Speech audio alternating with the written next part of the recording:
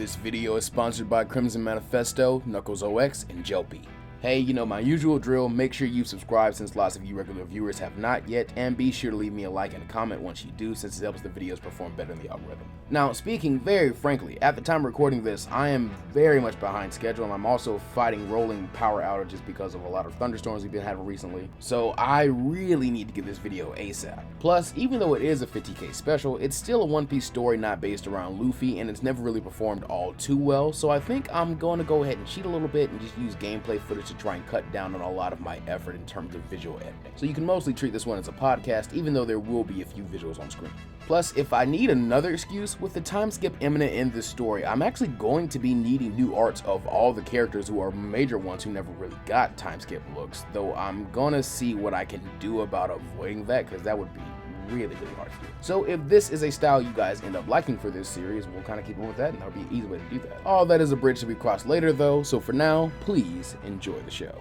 We pick back up on the way to Wano, with Lucci, Who's Who, Arlong, and Krieg have been collected by a crew of low-level beast pirates, mostly made up of pledgers and waiters. While Lucci and Who's Who understand that this is likely because Kaido wouldn't have sent his best soldiers as far afield as East Blue, Krieg cannot help but see this as a snub, regaining a little of his old ego now that he is away from Logtown, as he recounts how he would send his worst ships to parley with those he didn't respect, at least back when he was the self-styled ruler of East Blue, while Arlong simply despises their hosts on the grounds that they are humans. Seeing the potential for one of these idiots to do something that might sour their audience with the Dragon Emperor before it even begins, Lucci decides to keep them close for the duration of their voyage, secretly enjoying the respect his very presence commands from them, while also reminding them of his order to train, stating that he will oversee the first stage of their instruction personally by imparting the basics of the Rokushiki to them. Unfortunately, Lucci is not the best teacher, being as blunt and ruthless a mentor as his own back on Guanhao, with Krieg and Arlong frequently finding themselves relegated to the role of punching bags more so than students. This at least is beneficial for Lucci's training, as Red Hair had said that the only way to make the flower of Haki bloom was in battle, but since the objective had been to empower his small fries, he quickly discards this methodology in search of a new one. Surprisingly, the answer comes in the form of Who's Who, with the saber-toothed man being uncharacteristically helpful as he tells Lucci that as a fellow practitioner of the Rokushiki,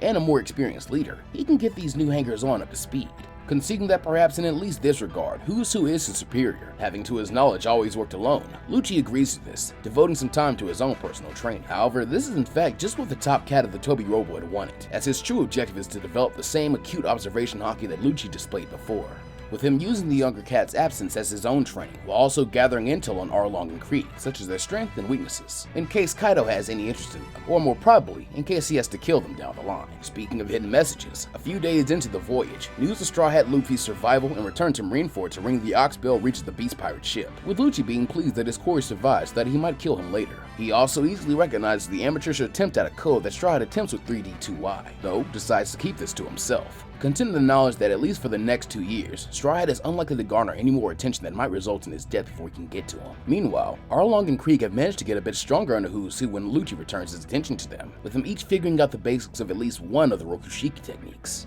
with Arlong gravitating towards the moonwalk due to the fact it could be used to increase his swimming speed, and therefore amplify the damage from some of his launching techniques. This in fact finally earns Lucci something akin to respect from the Fishman, even if he doesn't like him, as he deems this martial art, purely for killing mind you, the first thing a human has ever produced that is actually on par with his Fishman counterpart, wondering if perhaps he could even face off with Jinbei and his Fishman karate once he has mastery over all 6 powers. As for Krieg, he is taken to Iron Body, fascinated by the notion that he could recreate and possibly surpass the power of his lost golden armor, without the burden of all that cumbersome metal, making him an even greater threat than he was before and helping him regain a lot of his confidence. With this foundation to make a real crew finally built, over the next month that they are at sea, the 2 newest members of the Pigeon Pirates do as their captain commanded, working relentlessly to achieve their new goals, so that by the time they arrive in Wano country, they are unrecognizable from the East Blue wannabes they were when Lucci found them, though this is still not to say they are anywhere as skilled or disciplined as, well, as he can't remember. Nonetheless, neither his vague memories or new crew are anything compared to the former killing machine of CP9 who they serve. And so when it comes time to set foot onto Onigoshima, they both fall into step behind Lucci, as he is led by Who's Who into the residence of yet another one of the 4 emperors. When the quartet step into Kaido's throne room, they find that he is not alone. as the remaining members of the Tobi Ropo, as well as his lead performers, stand ready to greet them. It seems Kaido is in one of his better moods, as the King of Beasts welcomes his stray cat home with open arms, before turning his attention to Lucci and his shockingly small crew. Wasting no time, Lucci inquires as to why he has been invited here, suggesting that Kaido might now have whatever Doflamingo stole from him, and intends to use it as leverage, or perhaps a bribe to induce him to doing him a favor of some sort. Laughing heartily, the Yonko seems to find this more amusing than anything, as he reveals that he invited Lucci here because he can recognize talent and strength, with Lucci having an intriguing amount of both. And it is simply like he said, he just believes they can benefit each other. As a token of goodwill, he then reveals that what Joker has stolen is a who, not a what, having dealt with Doflamingo enough to recognize when someone has been afflicted by the after effects of that little gremlin Sugar's devil fruit. Intrigued by this, Lucci then questions if Kaido will be willing to negotiate a surrender of this mystery person that has been taken from him. Though here, the Dragon Man flatly refuses, making a face of disgust, stating that this would be both boring and a hassle for him, before suggesting he'd be more interested in seeing if the former spy and assassin can get one over on old Joker, waving it off as like a security test for one of his most important territories. However, this does not mean he is unwilling to help Lucci with his goal,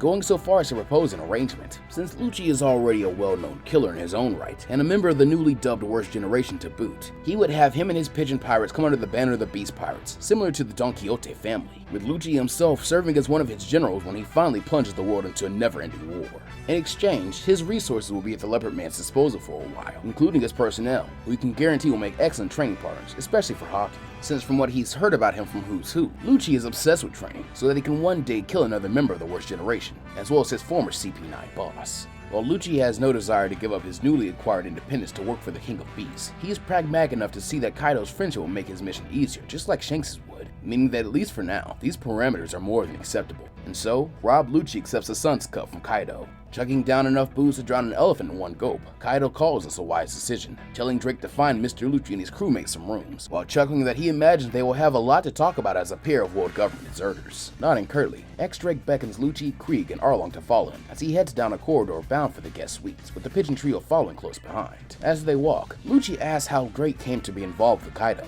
saying last he heard of him, he was a rear admiral of the Marines. Though with an aloof shrug, Drake answers that his dad was a pirate, and he was raised among them, so despite his best efforts of pretending to be something he wasn't, piracy was always going to be his destiny. Giving the ginger-haired man a piercing look that penetrates deeper than a finger pistol, Lucci blithely comments that he figured it would be something like that, though in truth, his instincts tell him that Drake is lying. As while he makes a convincing pirate for all the world to see, Lucci has spent long enough as a deep cover operative to recognize one when he sees them. However, he also knows better than to play his hand too soon, not when this highly damaging information could come in handy later, either as blackmail material against Drake, or a quick way to curry favor with Kaido by exposing a potential spy in his organization. Though if he wishes to exploit this opening to its fullest, he will need to gather some evidence, a task he will set his two new underlings to when they are alone. The quarters Drake assigns them prove nicer than Lucci had expected, with the supposedly ex-Marines saying that they are often reserved for Shogun Orochi's retainers. Though Lucci, even with all his Black Ops knowledge, does not know who this is, he comes to learn that very evening, when Kaido insists the Leopard Man join him for a banquet held to honor both their new friendship and the arrival of the Shogun who has come to pay him a visit.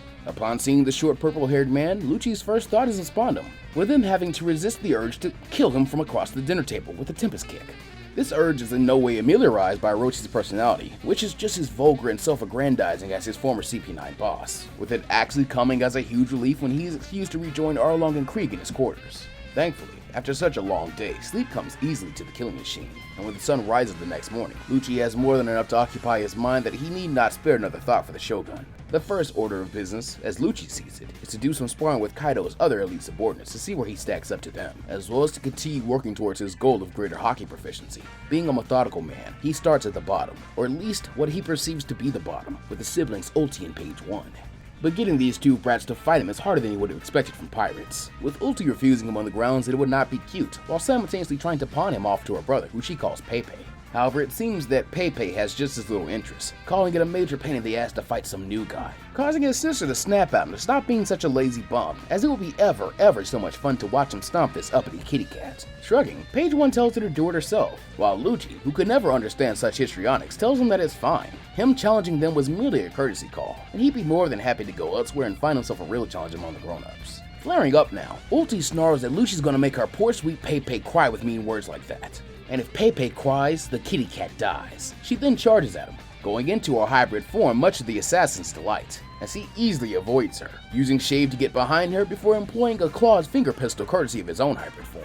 The sight of Lucci stabbing his sister in the back enrageth page 1, with him going full dino as he attempts to ram into the leopard man. Thankfully, his growing observation hockey proficiency saves Lucci, with him disengaging just before the purple-haired youth can strike him, using a moonwalk to get away. Now really riled up at Lucci's disrespectful actions, Ulti joins her little bro in a coordinated assault against the CP9 deserter, with him actually finding the pair combined to be something of a challenge. However, they are also young, impetuous, sloppy, and Rob Lucci is far too good an assassin not to capitalize on such weaknesses. Landing back on the ground, he then employs his life-return paper art fighting form to slim down, keeping his strength and ferocity while upping his speed and agility to a point where these two brats can barely keep up. Playing smart, he decides to dispatch the boy first, tauntingly calling him Pepe to stir his ire, then finishing him off with the Roku gun, just as his emotionality is clouding his reason. Like the falling of dominoes, the sight of her brother crashing to the ground sets Ulti off, and in this state, it is only a matter of time before she falls with the same technique. Mission accomplished. From out of sight, Lucci then hears a rumbling laugh, and as he looks up at one of the many balconies lining Kaido's hideout, he sees Queen watching him with a smirk on his lips and a cigar in his mouth. Taking this as a sign that he still needs to work on his observation hockey if he couldn't even notice someone as obtrusive as Queen, Lucci asks the lead performer what he wants, with the round man grinning that this little showcase was quite impressive, commenting that his finishing move even reminded him of an old form of advanced armament hockey used by one of the Flower Capital's old Yakuza bosses. He then adds in an attempted tone of offhandedness that he figures as it stands, he's probably almost as strong as Who's Who, which is saying something, as he's certainly the strongest of the Tobi Ropo.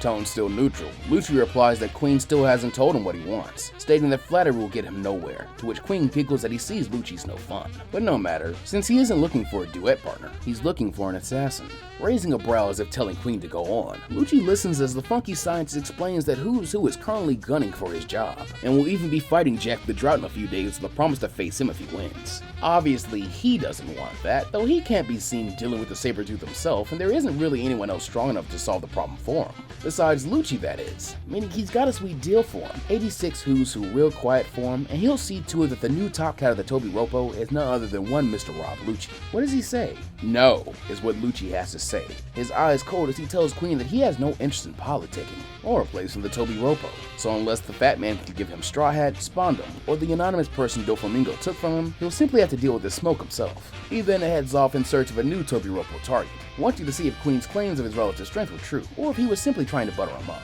As it turns out, in this, Queen was not lying, as while the rest of the Tobi Ropo do challenge him, the closer to the top he gets, he never finds himself overwhelmed like he did on Dressrosa, suggesting that his growth since the battle with Straw Hat has been much more substantial than he thought. Likewise, it seems that he isn't the only one who has grown, with Who's Who actually easily winning his match against Jack, and so swapping places with him in the Beast Pirate hierarchy, while even Arlong and Krieg prove themselves at least on par with some of the chosen Smile Fruit headliners like Sheepshead, and only after a few months of training. As a result, the next year and a half pass in relatively the same manner, with the trio of pigeon pirates remaining guests of the King of Beasts, as they train and plan their infiltration of Dressrosa. Fortunately, even with Kaido being as fickle a man as he is, he never tires of the exploits of the three would-be spies, and so provides them with whatever resources they feel they need, including having the carpenter who built his palace construct a small vessel which can be easily operated by as few as 4 crew members, while still withstanding the rigors of the New World's oceans. To this end, when Lucci and his crew decide to leave Wano Country and begin their assault on Dressrosa at last, the Dragon Emperor provides them with one last gift, a temporary 4th member of their crew.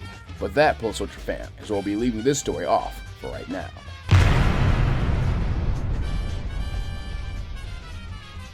That does for part 4 and sets up Lucci and the Pigeon Pirates or Cypher Pole Pirates return to Dressrosa to reclaim the rest of their crew, even though they still don't know it yet. And then from there, we'll really only have the revenge mission against CP0 and Spondum, and then some adaptations of this universe's own Dressrosa and likely Wano arcs, as they are very likely to change greatly in this verse. But at that point, this 50k special will be done, so we're steadily closing in on wrapping this one up for our first voyage into One Piece. And I certainly hope you guys are still having as much fun with it as I am. You're probably still going to notice some things I wasn't exactly sure about, such as Drake already having joined up with the Beast Pirates and risen to the point of being a Tobi Ropo, especially so soon after Sabaody, but I also recognize that this was too big an opportunity not to have he and Lucci in the same room to interact at some point. And if I had waited too long, I probably would have forgotten to do it anyway. Though like I said, I'm by no means a big One Piece expert, there's always going to be little things that I'll probably miss or misremember. And off the top of my head, I really can't remember exactly when Apu, Kid, and Hawkins and everyone else kind of confront Kaido that first time it worked.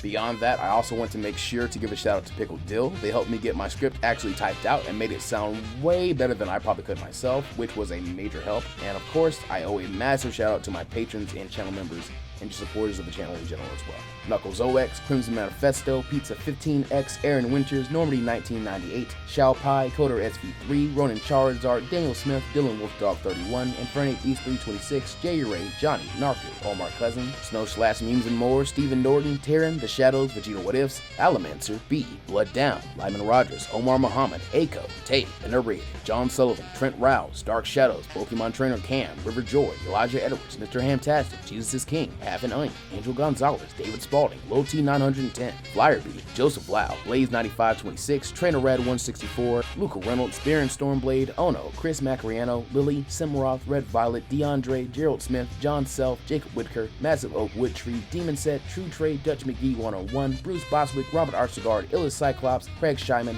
Jal Matten, King Music for Real, Ballcore, Zach Eubanks, Crab Trooper 4552, NBA Fan, Courtney Hawkins, Orion 101, Christian Kyler, Dominique Rhodes, Jester DeMille, Cyber Samurai, The Grim Doctor, The Storybuster, One Cold Pirate, Ganning 667, and Dr. M. As always, thank you guys so much for directly supporting the channel and doing the most to actually help me consistently make content the way you do. And if you too would like perks such as sneak peeks and early access to videos as well as some exclusive series, then you should consider joining their ranks. For now, that's all I have, so remember to take care of yourselves and the world around you, and as always, go beyond plus ultra. And I'll see you guys next time.